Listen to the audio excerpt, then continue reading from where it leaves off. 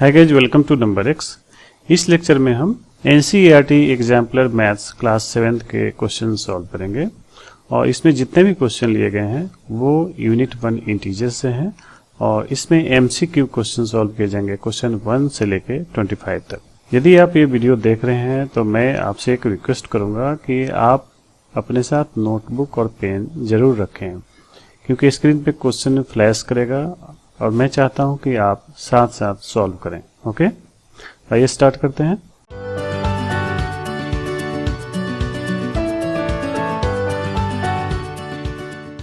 पहला क्वेश्चन है, when the integers 10, 0, 5, -5 and -7 are arranged in a descending or ascending order, then find out which of the following integers always remains in the middle of the arrangement। सबसे पहले हम numbers को ascending order में ही लिख लेते हैं। तो सबसे छोटा नंबर है -7, उसके बाद है -5, उसके बाद 0, उसके बाद क्या आएगा 5, उसके बाद 10 आएगा। ये है असेंडिंग ऑर्डर।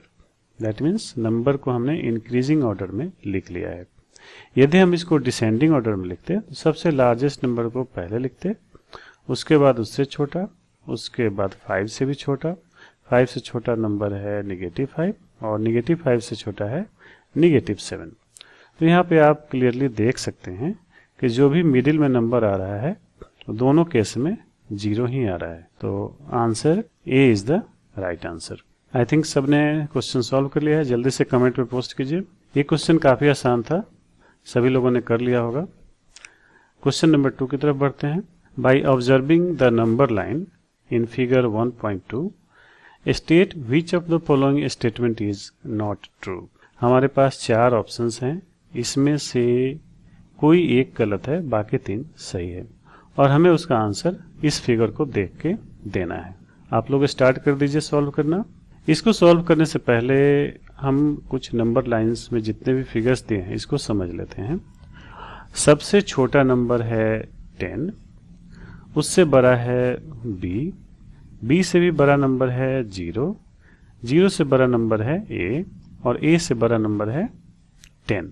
आइए देखते हैं ऑप्शन ए क्या है। b is greater than -10, this is true.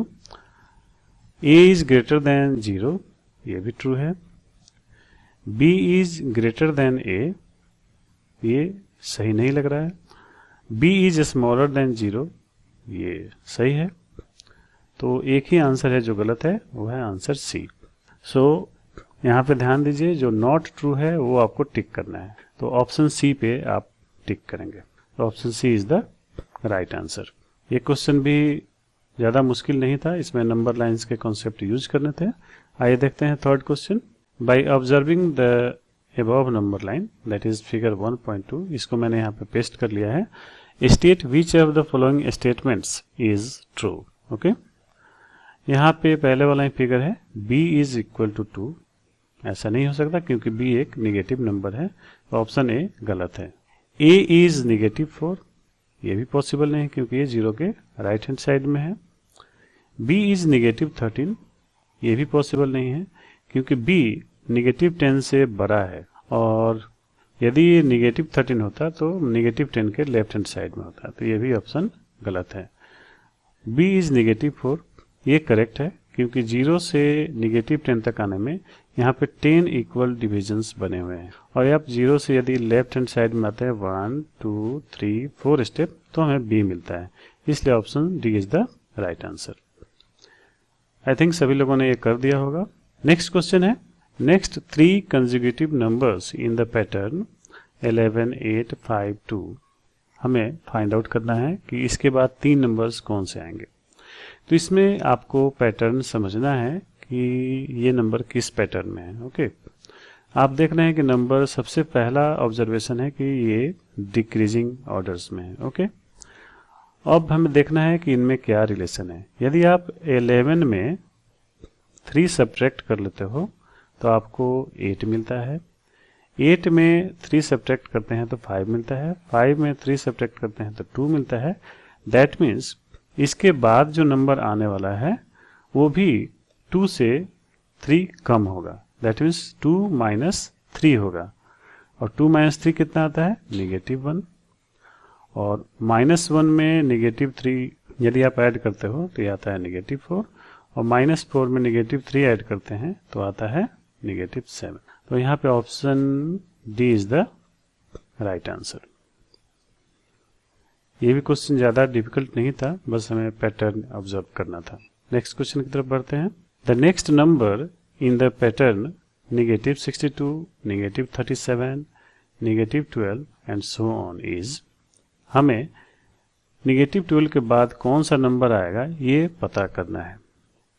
तो सबसे पहला ऑब्जर्वेशन क्या है कि ये नंबर इंक्रीजिंग ऑर्डर में है।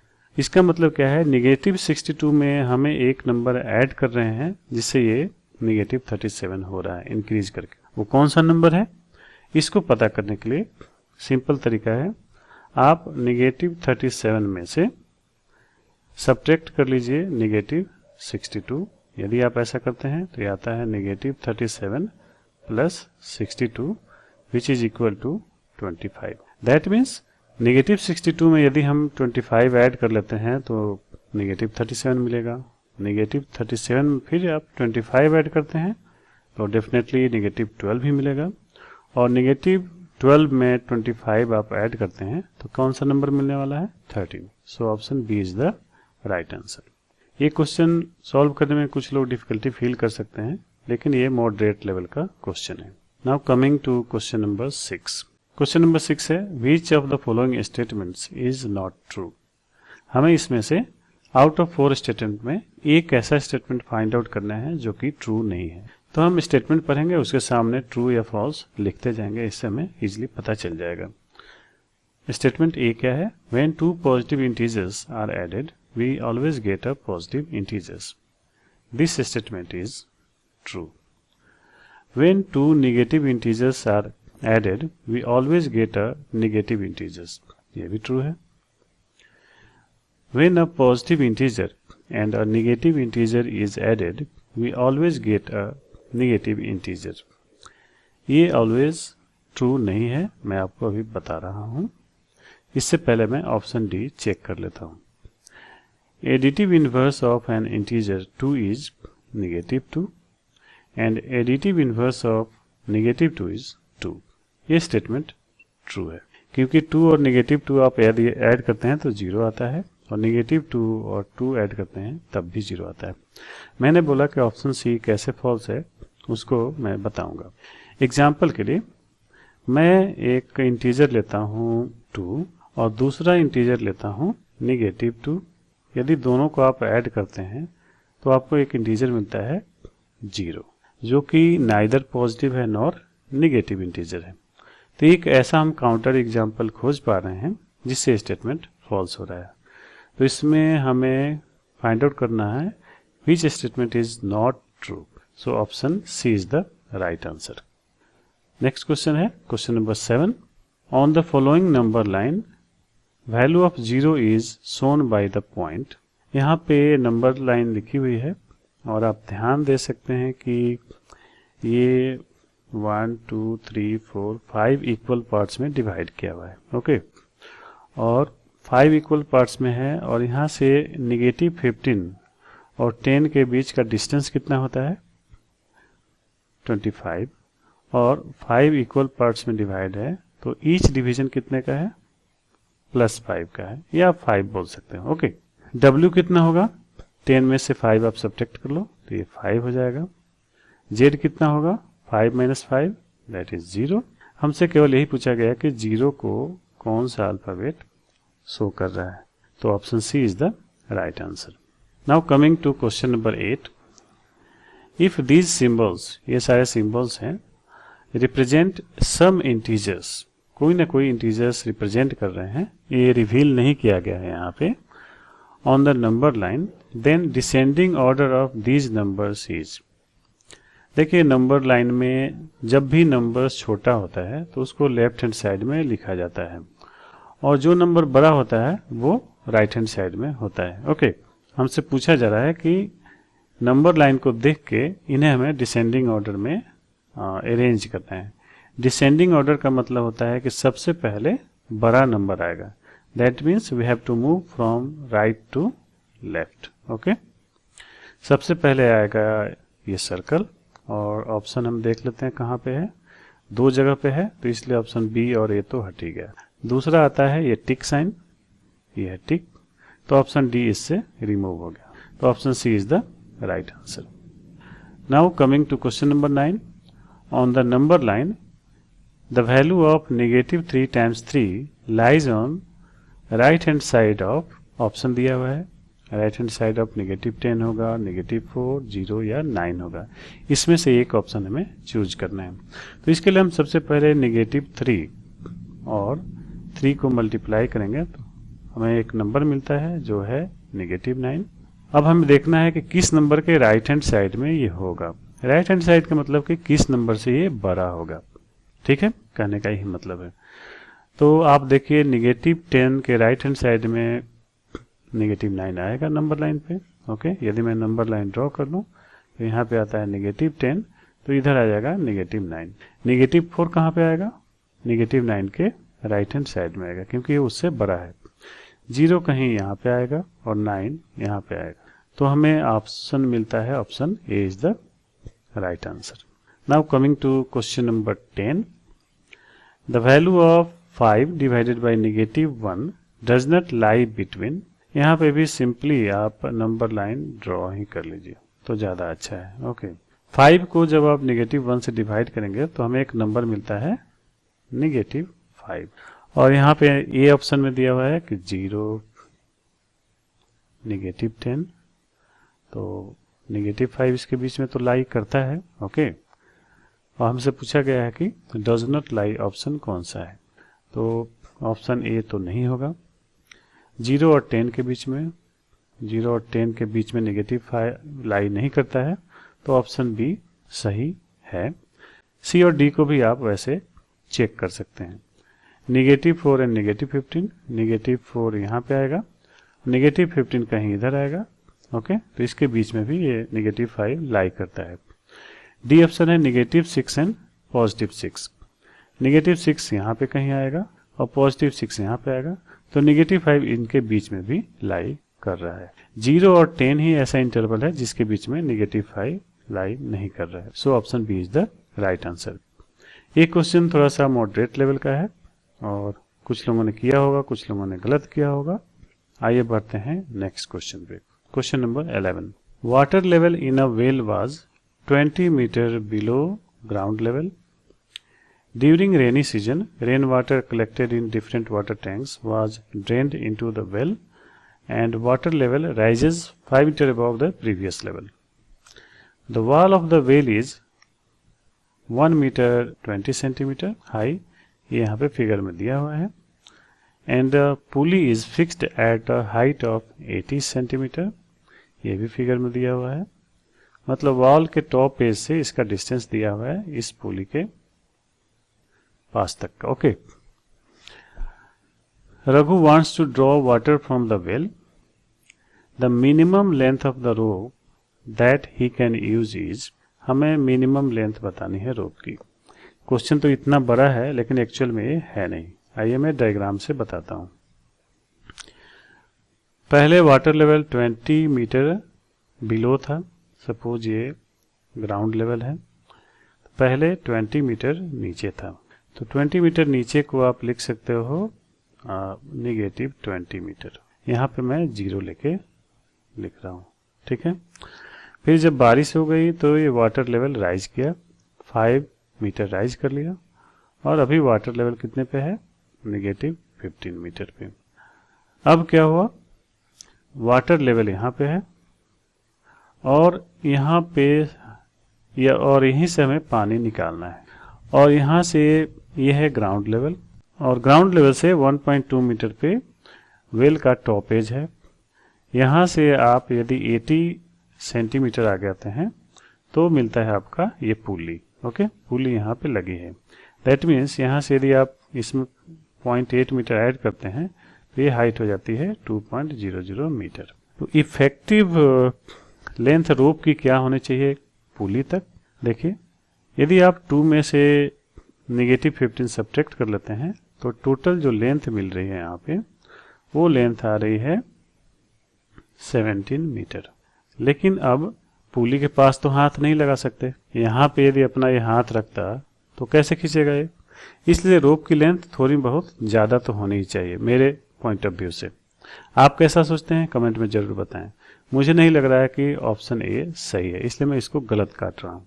ऑप्शन बी मुझे सही लग रहा है, तो option B is the right answer. मैं ये जूम कर रहा हूँ कि 1 मीटर रोप की लेंथ यहाँ से दे रहे हैं रघु को ताकि ये पकड़ के पानी खींच सके। Now coming to question number 12, negative 11 times 7 is not equal to, इसमें से बताना है कि इसका मैग्नीट्यूड किसके इक्वल नहीं है। दैट मीन्स 3 ऐसे ऑप्शंस हैं जो इसके इक्वल हैं। नेगेटिव 11 टाइम्स 7 नेगेटिव 77 होगा और वो एक नेगेटिव क्वांटिटी होगी, तो आप 11 माइनस नेगेटिव 7 भी करते हैं तो सेम ही क्वांटिटी आती है, तो इसके इक्वल तो भाई है, यहाँ पे मैं इक्वल साइन दे रहा हूँ। फिर यहाँ पे पैरेंथेसिस में है 11 टाइम्स 7, इसकी वैल्यू भी 77 आती है, लेकिन जस्ट इसके पहले नेगेटिव साइन प्रीफिक्स में लगा हुआ है तो इसकी भी वैल्यू नेगेटिव 77 आ रही है, ये भी इक्वल है। तीसरा ऑप्शन है नेगेटिव 11 टाइम्स नेगेटिव 7, डेफिनेटली ये नंबर पॉजिटिव होने वाला है, तो यहाँ पे ये इक्वल तो नहीं होगा। ठीक है, मैग्नीट्यूड में इक्वल है बट साइन इसका अपोजिट हो जाएगा। ऑप्शन डी है 7 टाइम्स नेगेटिव 11, इसका भी मैग्नीट्यूड नेगेटिव 77 आ रहा है, इसलिए ये इक्वल है, तो option C is the right answer. Coming to question number 13, negative 10 times negative 5 plus negative 7 is equal to, सबसे पहले आप इसकी वैल्यू निकाल लीजिए। नेगेटिव 10 टाइम्स नेगेटिव 5 ये कितना आता है, ये आ जाएगा पॉजिटिव 50, और इसमें पॉजिटिव 50 में यदि आप 7 ऐड कर लेते हो तो आपके पास आता है पॉजिटिव 43। तो कौन सा आंसर सही है, option D is the right answer. Question number 14, which of the following is not the additive inverse of A. Additive inverse का मतलब होता है कि ए में वैसा कौन सा नंबर हम ऐड करें कि इक्वल टू 0 हो जाएगा। ए में निगेटिव ए ऐड करते हैं तो ये हो जाता है 0, तो हमें फाइंड आउट करना है कि इसमें से कौन सा ऑप्शन है जो निगेटिव ए के इक्वल नहीं है। ओके, क्वेश्चन का यही मतलब है, आप ध्यान से इसको समझना।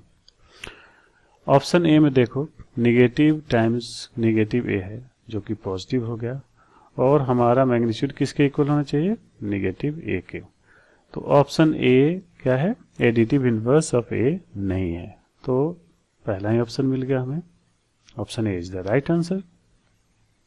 बी और सी या डी को भी आप चेक कर सकते थे। ए टाइम्स नेगेटिव 1 होता है निगेटिव ए निगेटिव ए के इक्वल ही है, और ए डिवाइडेड बाई नेगेटिव 1 निगेटिव ए के इक्वल होता है। Now coming to question number 15, which of the following is the multiplicative identity for an integer a? सबसे पहले आप ये समझ लें कि मल्टीप्लिकेटिव आइडेंटिटी क्या होती है। यदि आप किसी इंटीजर में कौन से नंबर से आप मल्टीप्लाई करोगे तो इसकी वैल्यू उसी नंबर के इक्वल हो जाएगी। ऐसा कोई इंटीजर आप जानते हैं?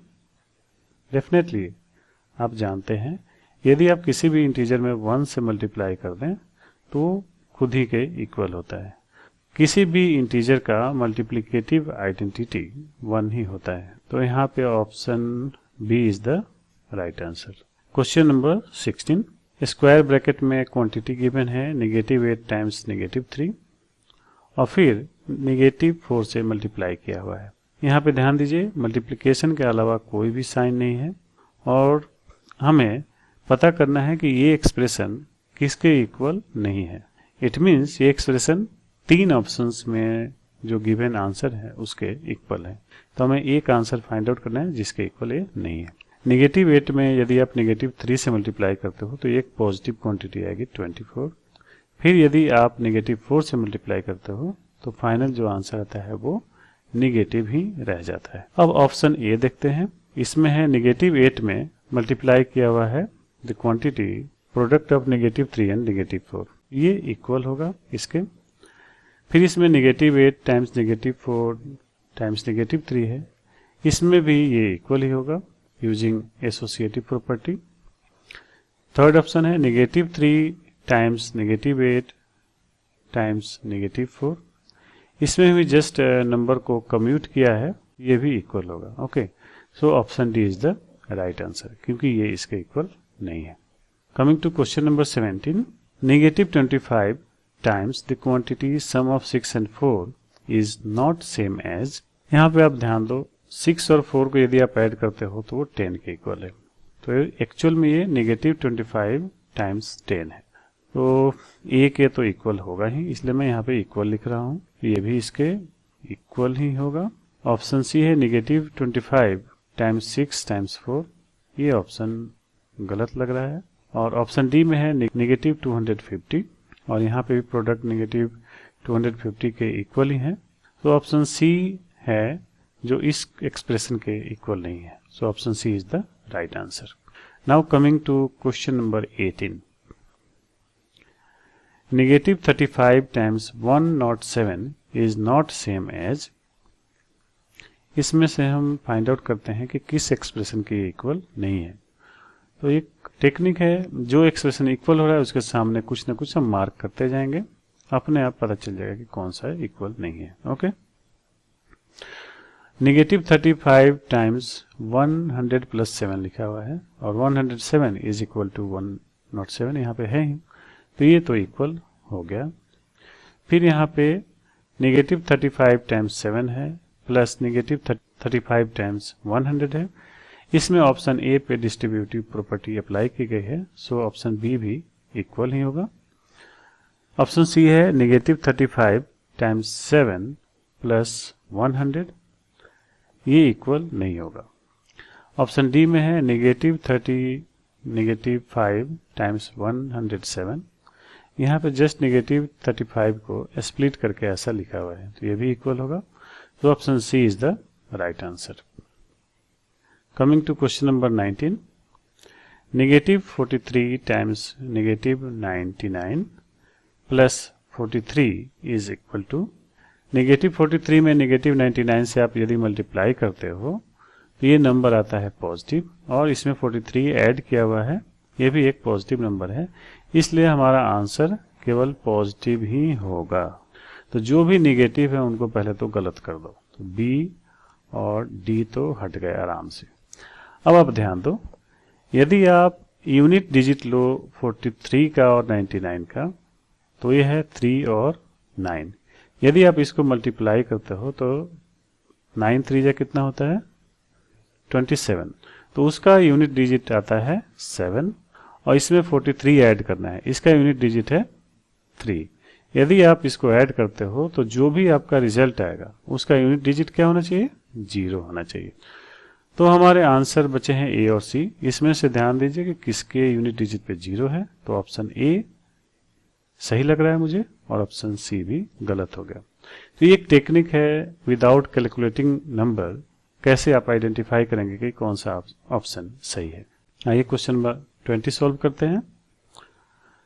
-16 divided by 4 is not same as. 3 वैसे एक्सप्रेशन आपको फाइंड आउट करने हैं जो इसके इक्वल हैं। यदि आप -4 को 16 से डिवाइड करते हो तो ये क्वांटिटी आएगी -1/4। चूंकि डिवीजन कम्यूटेटिव नहीं होता है, तो ऑप्शन ए हमें मिल गया पहले ही बार में कि -16 divided by 4 is not equal to -4 divided by 16। बाकी सारे एक्सप्रेशन आप चेक कर सकते हो अपने आप से, ये सारे इसके इक्वल होंगे। Coming to question number 21, which of the following does not represent an integer. ऐसा कौन सा एक्सप्रेशन है जो इंटीजर नहीं देगा। ये क्वेश्चन तो काफी इजी है, आप सॉल्व करिए फटाफट। देखिए, यदि आप 0 में -7 से डिवाइड करते हो, ये 0 आ गया। 20 को -4 से आप डिवाइड करते हो तो एक नेगेटिव क्वांटिटी मिलती है जो है -5। -9 को 3 से डिवाइड करते हो तो आता है -3।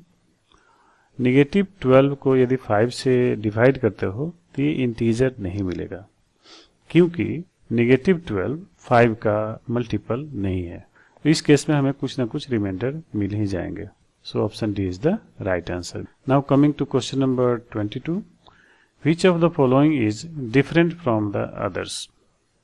अब इस एक्सप्रेशन को कैलकुलेट करके या कैसे भी आपको फाइंड आउट करना है कि कौन सा एक्सप्रेशन बाकी 3 से अलग है। तो यहाँ पे सम दिया हो तो मैं सम ही निकाल रहा हूँ। 20 प्लस -25, ये क्या हो जाएगा, -5। -37 माइनस -32, यदि आप इसको कैलकुलेट करते हैं तो ये भी आता है -5। यहाँ पे -5 टाइम्स -1 है, इसको यदि आप कैलकुलेट करते हैं तो आता है +5। यहाँ पे 45 को यदि आप डिवाइड करते हो -9 से तो ये आता है -5। तो जो डिफरेंट है बाकी 3 सबसे वो है ऑप्शन सी। तो C is the right answer. Coming to question number 23, which of the following shows the maximum rise in temperature. यहाँ पे डिग्री में टेम्परेचर्स दिए हुए हैं फ्रॉम 23 टू 32 डिग्री सेल्सियस ही मान लो आप। तो हमें पता करना है कि किस में मैक्सिमम राइज हो रहा है। मैक्सिमम राइज पता करने के लिए आपको फाइनल नंबर में से इनिशियल नंबर सब्ट्रैक्ट करना होगा। तो यदि आप 32 में से 23 सब्ट्रैक्ट करते हैं तो आपको मिलता है 9 डिग्री। ऑप्शन बी में देखिए, यदि 1 डिग्री में से -10 सब्ट्रैक्ट करते हैं तो ये आता है 11 डिग्री। और यहाँ पे -11 में से -18 डिग्री सब्ट्रैक्ट करते हैं आप तो आपको मिलता है +7 डिग्री। और ऑप्शन डी है, यदि 5 में से -5 सब्ट्रैक्ट करते हो तो ये आता है 10 डिग्री। तो मैक्सिमम राइज किस में हो रहा है, ऑप्शन बी में, जब टेम्परेचर -10 से +1 डिग्री तक राइज कर रहा है। Now coming to question number 24, if a and b are two integers, then which of the following may not be an integer। तो यहाँ पे आप क्लोजर प्रॉपर्टी अप्लाई कर सकते हो इंटीजर्स की। यदि 2 इंटीजर्स का सम लोगे तो भी इंटीजर ही आएगा, तो ऑप्शन ए तो नहीं होगा। यदि 2 इंटीजर्स का डिफरेंस लो तब भी इंटीजर आता है, ये भी क्लोजर प्रॉपर्टी है। 2 इंटीजर्स का यदि आप प्रोडक्ट लेते हैं तो वो भी इंटीजर ही आता है, क्योंकि ये भी इंटीजर्स की क्लोजर प्रॉपर्टी है। केवल डिवीजन के केस में ये क्लोजर प्रॉपर्टी फॉलो नहीं करता है, क्योंकि चांसेस है कि वो फ्रैक्शन आ जाए। तो option D is the right answer, क्योंकि हमसे पूछा गया है कि विच of the following may not be N integer. तो a divided by b integer हो भी सकता है, नहीं भी हो सकता है। एग्जाम्पल में दे रहा हूं आपको, यदि 2 डिवाइडेड बाई 1 है तो ये एक इंटीजर होगा, लेकिन 1 डिवाइडेड बाई 2 कर दें तो ये इंटीजर नहीं होगा। Coming to last question, for a non zero integer a given है, which of the following is not defined. A integer है, इसमें यहाँ पे 0 से डिवाइड किया हुआ है, तो ऐसा तो पॉसिबल होगा ही नहीं। किसी भी नंबर में हम 0 से डिवाइड नहीं कर सकते हैं, क्योंकि वो एक्सप्रेशन डिफाइंड ही नहीं होगा। तो ऑप्शन ए तो करेक्ट हो ही गया। आप बी सी डी को भी चेक कर लीजिए। 0 में ए से डिवाइड कर सकते हैं क्योंकि ये नॉन जीरो है, क्योंकि यहाँ पे गिवन है नॉन जीरो, इसलिए हम डिवाइड कर सकते हैं। ए में 1 से डिवाइड कर सकते हैं, कोई इशू नहीं है। 1 में ए से डिवाइड कर सकते हैं क्योंकि ए नॉन जीरो है। यहाँ तक आने के बाद हमने सारे 25 MCQ सॉल्व कर लिए हैं। आपको ये लेक्चर कैसा लगा कमेंट में ज़रूर बताएं और अपने दोस्तों के साथ शेयर करें। इन सारे 25 क्वेश्चंस में यदि आपको कोई डाउट है तो कमेंट में ज़रूर बताइएगा। क्वेश्चन कहाँ से प्रैक्टिस करना है मैंने पहले ही बता दिया है। आप बुक को डाउनलोड करें और फिर प्रैक्टिस करते रहें। Thank you.